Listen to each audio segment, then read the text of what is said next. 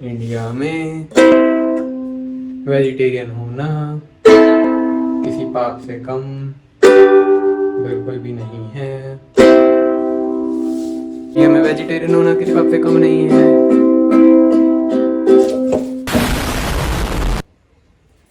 India में vegetarian होना किसी पाप से कम नहीं है। ऐसा मैं क्यों बोल रहा हूँ? इमेजिन एक इंसान है जिसका नाम है राहुल। वो किसी मेट्रो सिटी में जाता है, जॉब करता है, उसके पास टाइम वैसे ही कम है। वो अपने प्रोटीन गोल्स और अपने बाकी न्यूट्रिशंस हिट करना चाहता है। So to do that he is going to buy paneer and milk from dairy. And वो जब भी कहीं बाहर खाएगा लंच वगैरह, so he is going to try to eat some paneer dish. क्योंकि वो वेजिटेरियन है तो वो एग और मीट नहीं खाएगा, राइट?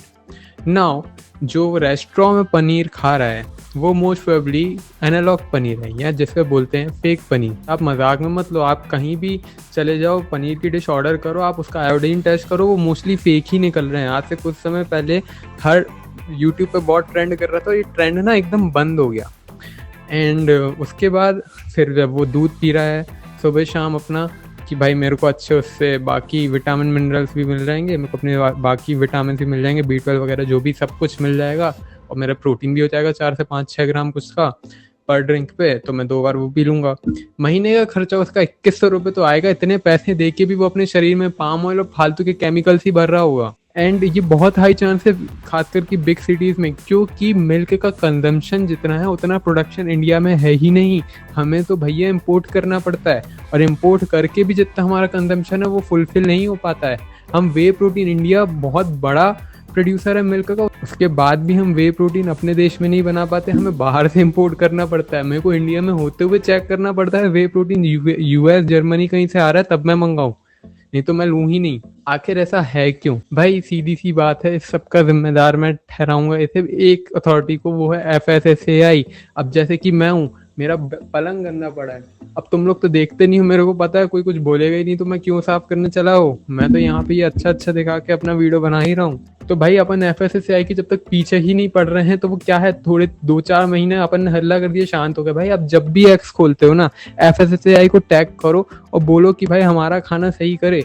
अब मैं बताता हूँ कि एनालॉग पनीर होता क्या है। Analogue paneer basically fake paneer होता है, जो कि बहुत ही मतलब कि फेक पनीर है, बहुत नमस्ते वाले पनीर नहीं है वो पनीर के दाम पे तुम्हें दे रहे हैं वो लोग डिशेज वो। एंड इनमें उनकी भी गलती नहीं है। जो टॉप के जो लोग हैं भाई, ज़्यादा से ज़्यादा प्रॉफिट हर किसी को कमाना है। जो होलसेल में लाके इन्हें पनीर और सब बेच देते हैं डेयरी वालों को, उनको नहीं पता फेक आ रहा है क्या आ रहा है, बस उनका जो डिस्ट्रीब्यूटर ला के दे रहा है वो खरीद के तुम्हें बेच दे रहे हैं। एंड मैंने थोड़ी सी रिसर्च करी कि भाई ये एनालॉग पनीर आ क्यों रहा है, कहाँ से आ रहा है, इसको कैसे रोक सकते, तो इसको नहीं रोक सकते।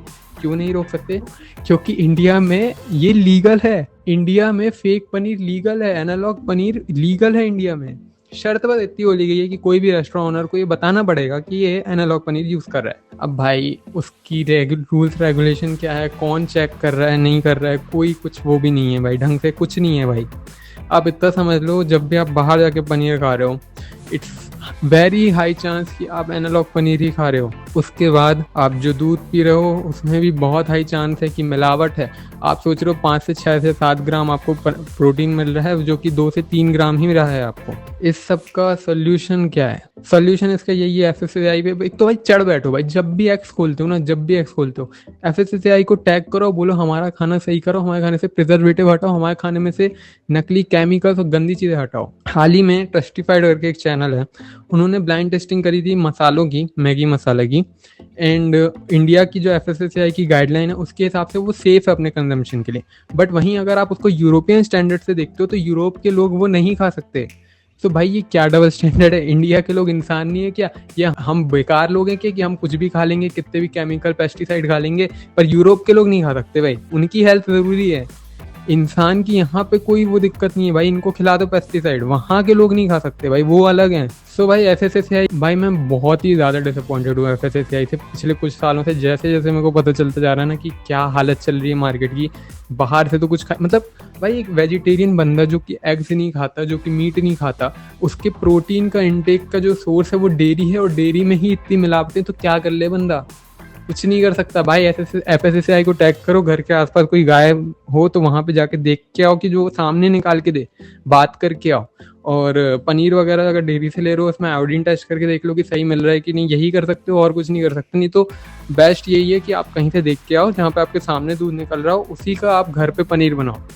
अब दूध कैसे फाड़ते हैं मैं किसी शॉर्ट आउट में बना के डाल दूंगा। इस चैनल का नाम है चैप्टर 0, क्योंकि हम 0 से शुरुआत करते हैं। एंड ये डाइट जो है ये एक चैप्टर 0 ही है एक इंसान की लाइफ का, कि जब आप जिम कर रहे हैं या कुछ कर रहे हो, आपको प्रोटीन और अपने बाकी विटामिन B12 ये सब हिट करने हैं, तो आपको डेयरी कंज्यूम करनी ही पड़ेगी एज अ वेजिटेरियन, और वही सही नहीं है। So we need to fix our chapter 0। So I am Swastik Pathak chapter 0 को सब्सक्राइब कर देना। See you guys in the next video, तब तक के लिए